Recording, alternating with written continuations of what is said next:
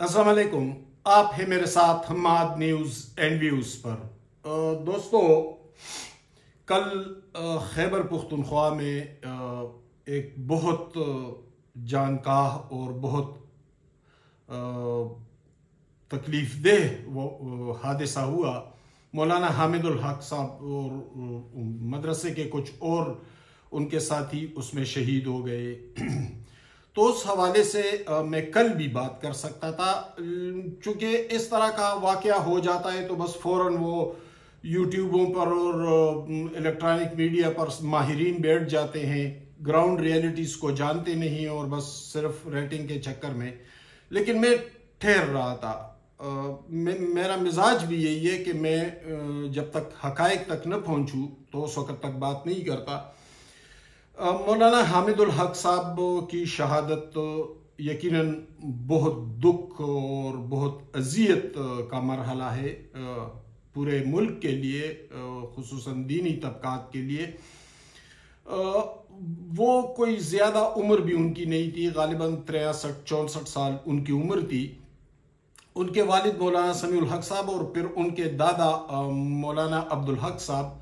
मौलाना अब्दुल हक साहब 1970 में और फिर 77 में भी कौमी असम्बली के मेंबर रहे थे। इस इलाके से बड़ा इन्फ्लुएंस है पूरे पुख्तनख्वा में, अफ़गानिस्तान में इस मदरसे हक्कानिया का। मौलाना अब्दुल हक साहब एक इंतहाई मुत्तकी और परहेजगार आलिम दीन थे, बहुत बड़े आलिम दीन थे और कई मरतबा कौमी असम्बली के मेंबर रहे। बल्कि 1977 में उन्होंने खैबर पुख्तनख्वा के वज़ीर आला, साबिक वज़ीर आला और परवेज़ खटक के चचा नसरुल्लाह खटक को शिकस्त दी थी। और फिर नसरुल्लाह खटक का एक जुमला बड़ा मशहूर हुआ था जब भुट्टो साहब ने उनसे पूछा कि आपने शिकस्त क्यों खाई मौलाना अब्दुल हक से, तो उन्होंने मजाक में एक बात की थी। तो इस ख़ानदान का बड़ा असर रसूख है दीनी हवालों से। और ये हक्कानिया जो है यहाँ पे तमाम मकातब फ़िक्र के लोग आते रहते हैं। ये कोई ऐसा मदरसा नहीं है कि वहाँ पर सिर्फ दीनी तबकात आते हैं, सियासी लोग भी आते हैं, समाजी लोग भी आते हैं। गनी शादियों में भी इस ख़ानदान की शिरकत होती है और एक इज़्ज़त और एहतराम भी हासिल है। मौलाना हामिदुल हक साहब की शहादत बहुत अलार्मिंग है और वो बहुत से मामलात से ये जुड़ा है। अभी 1-1.5 महीना पहले काबल के अंदर सिराजुद्दीन हक्कानी के चचा और मुहाजिरीन के वजीर खलीलुर रहमान हक्कानी पर हमला हुआ था और वो उसमें जाँ बहक हुए थे, तालिबान हुकूमत के वजीर। तो उस वक़्त इन डायनेमिक्स को समझने वाले समझ गए थे कि मुस्तकबिल में इस तरह के वाक़यात का अंदेशा है। ये मतलब है, मैं तो ज़रा खुल कर बात करूँगा आपसे। ये तालिबान और दाइश खुरासान की लड़ाई है जो अब हमारे यहाँ आ गई है और मुझे खौफ है कि ये लड़ाई कहीं आगे न बढ़ जाए। अगर खुदा न ख्वास्ता ये आगे बढ़े तो फिर और मदारिस और दूसरे उलमाए किराम पर भी हमले खारिज इम्कान नहीं, क्योंकि दाइश तालिबान के जो पुश्तबान हैं या जो उनके सपोर्टर्स हैं या उनके मराकिज़ हैं उसको फिर अमूमी तौर पर टारगेट करते हैं। और इस वक्त तालिबान कदर पसपाई में है क्योंकि दाइश के असर रसूख बहुत बढ़ गए हैं। पहला बड़ा हमला उन्होंने काबल के अंदर किया और अब इधर खैबर पुख्तनख्वा के अंदर भी उन्होंने हमला कर दिया। ये खुदकश जो था इसके बारे में कुछ ज़ाती मालूमात मैंने ले लिए। इसका ताल्लुक पक्तिया अफ़गानिस्तान से है। उम्र इनकी कोई 22-23 साल है और ये इस लड़के को पहले भी 3-4 दिनों से देखा गया था इस इलाके में, चूंकि करीबी बिल्कुल हक्कानिया के सामने, ये बिल्कुल जब जीटी रोड पे आप पेशावर जाते हैं तो जहांगीरा से आगे जो ही पंजाब ख़त्म हो जाता है तो तकरीबन 6-7 किलोमीटर आगे अकोड़ा खटक आता है, जहाँ बिल्कुल जीटी रोड के किनारे हक्कानिया मदरसा है। इस मदरसे के बिल्कुल सामने रोड के उस तरफ एक बहुत बड़ा मुहाजिर कैंप भी है, अकोड़ा खटक मुहाजिर कैंप, जो 1979 में कायम हुआ था और उसमें बड़ी तादाद में मुहाजिरीन और मुख्तलिफ धड़ों के लोग वहाँ पे, गुलबदीन हिकमतियार के लोग भी हैं, उस्ताद रब्बानी के लोग भी हैं, दूसरों के भी है।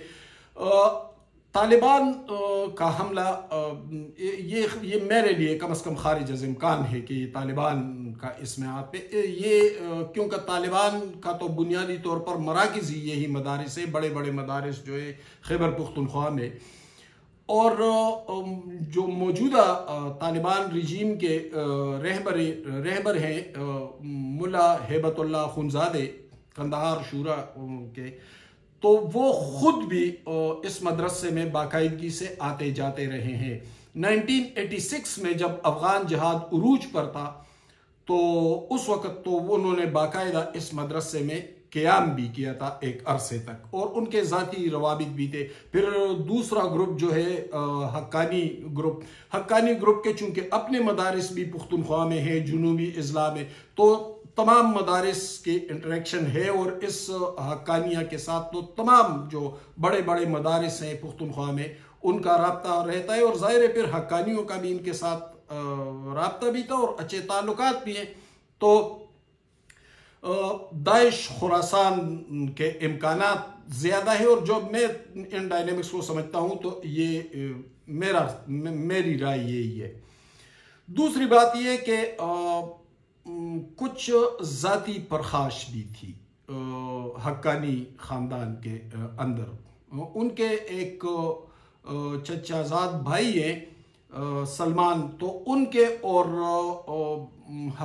हामिदुल हक साहब के दरमियान कुछ ताल्लुकात भी ज़्यादा साजगार नहीं थे, लेकिन उस तरफ हम उंगली नहीं उठा सकते। वो ख़ानदानी तनाज़ात होते हैं मदरसे के हवाले से, एसेट्स के हवाले से, कुछ मदरसे को मिलने वाली तावन के हवाले से, उस पे इनके दरमियान इख्तलाफात थे, लेकिन ये इख्तलाफात कोई इस नहज पर नहीं थे कि मतलब एक दूसरे के खिलाफ कुछ इस तरह के, क्योंकि मौलाना हामिदुल हक साहब के दूसरे भाई मौलाना राशिदुल हक, उनके दोनों बेटे अब्दुल हक सानी और छोटा बेटा अहमद, वो बाकायदगी से सलमानुल हक साहब के साथ भी राब्ते में होते, मिलते रहते, यानी ये कोई इस तरह। हामिदुल हक साहब कुछ बीमार भी थे, कुछ स्टमक का प्रॉब्लम था उनको, और एक दो दिन पहले वो इधर इस्लामाबाद आए थे, पिंडी में उनका कोई टेस्ट था। मेरी बात हुई थी 4-5 दिन पहले उनसे, तो उन्होंने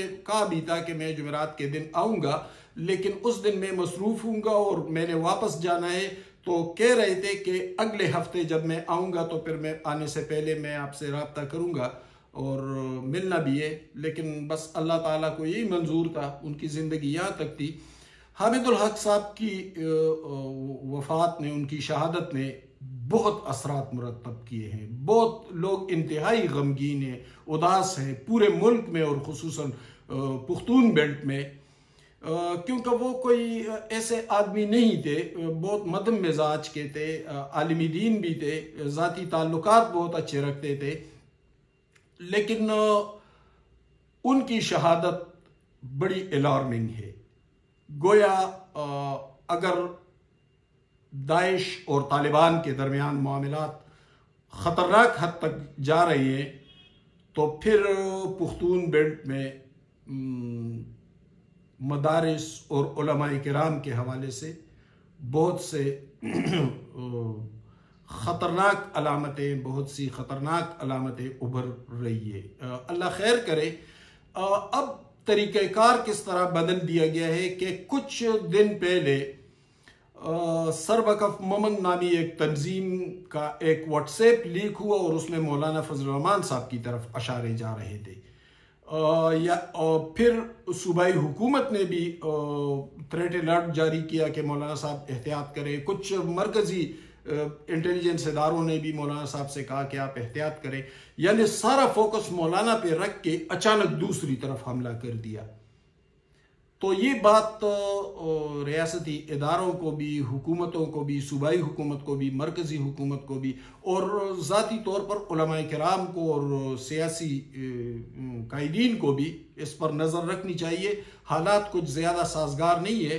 अल्लाह करे कि हमें इस अजाब से छुटकारा मिले। बहुत थक गए हैं, बहुत मुश्किल सूरत हाल का सामना है। अल्लाह हमारी ज़िंदगियों में नेमतें भर दे। कुछ थोड़ी सी बात करेंगे। रात चूंकि आलमी मीडिया इस पर बोल रहा है, एक हलचल मच गई है। वो जो डोनाल्ड ट्रंप और उनके नायब सदर ने जो रवैया रखा यूक्रेन के सदर ज़ेलेंस्की के साथ, तो ये तो सैकड़ों हजारों साल पहले भी सफारती आदाब ये नहीं थे।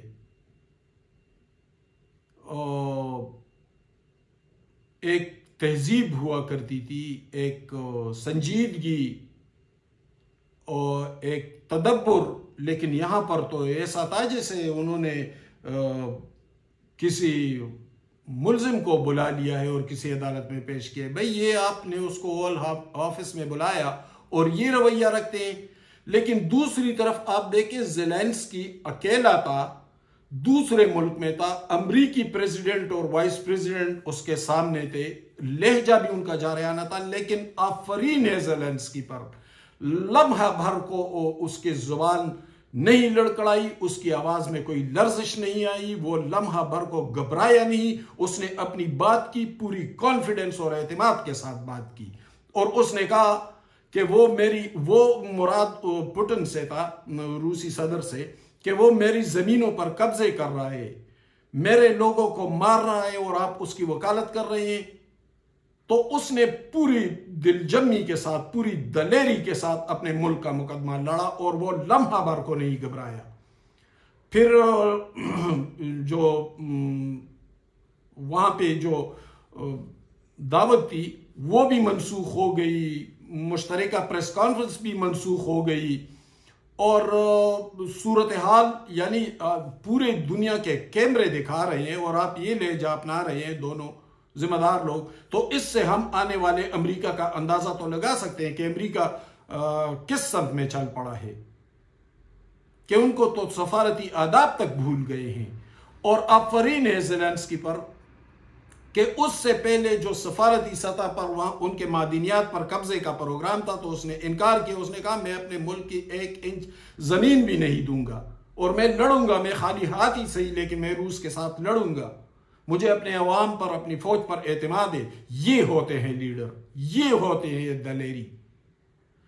गया था ना हमारा वाला, और आते हुए कश्मीर हमारे हाथ से निकल गया था और 2 मिनट की खामोशी का कह गए थे मौसूफ।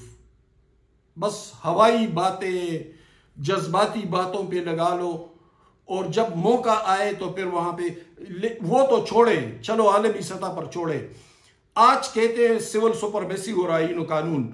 जस्टिस वेकार सेठ जैसे दलेर जज ने डिक्टेटर, एक बदतरीन डिक्टेटर परवेज मुशर्रफ को फांसी की सजा सुनाई, और जस्टिस आफरीन है जस्टिस वेकार सेठ पर, उसने कहा डी चौक में लटकाए और 3 दिन तक इसकी लाश को लटकाए रखे, इसने आईन को रोंदा है, पामाल किया है।